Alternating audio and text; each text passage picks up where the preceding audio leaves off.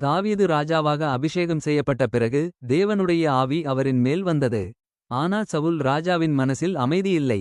அவர் கோபம், பயம், குழப்பம் என்று துன்பப்பட்டார். அவருக்கு உள்ளே நிம்மதி இல்லை. அவர் எதற்கும் மனசை அமைத்துக் கொள்ள முடியவில்லை.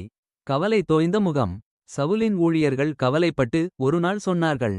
ராஜாவே, யாராவது நன்றாக இசை வாசிக்கிறவர் இருந்தா அவரோட இசை உங்க மனசு சாந்தமாகும். சவுல் இதை கேட்டு உடனே சொன்னார். அப்படி பாடக்கூடிய ஒருவனை என்னிடம் கொண்டு வாங்க. அப்போது ஒருவன் சொன்னான். பேத்லெகேமிலே யேசியின் மகன் தாவீது இருக்கான். அவன் வீணை வாசிப்பில் ரொம்ப திறமைசாலி. தைரியசாலி, புத்திசாலி, நல்ல தேவனுடைய மனிதன். இதை கேட்ட சவுல் மகிழ்ந்து அவரை என்கிட்ட அனுப்புங்க என்று ஆணையிட்டார். தாவீதை கூப்பிட்டார்கள். சிறிய குரல், மென்மையான கண்கள், நல்ல மனசு. அவனை பார்த்தவுடனே சவுலுக்கு அமைதி வந்தது போல இருந்தது. தாவீது தனது வீணையை எடுத்துக்கொண்டு மெதுவாக வாசிக்கத் தொடங்கினான். அந்த இசை அமைதியானது. தேவபக்தியோடு இருந்தது.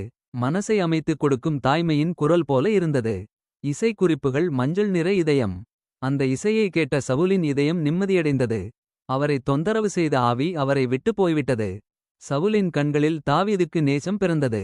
ராஜா சொன்னார், இந்த பையன் என் அருகில் இருக்கட்டும்.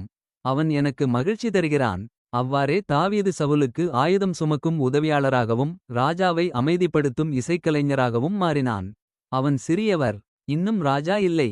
ஆனா கடவுள் அவனை மெதுவாக ராஜ்யத்துக்கு அழைத்துக் கொண்டு போக்கொண்டிருந்தார். விடப்பெரிது தேவன் கொடுத்த திறமை. ஈவன் மியூசிக் மற்றவர்களுக்கு நிம்மதி, ஆறுதல் கொடுக்க முடியும். சிறியதாக இருந்தாலும் நல்ல மனசை கடவுள் பெரிய இடத்துக்கு அழைத்துச் செல்கிறார்.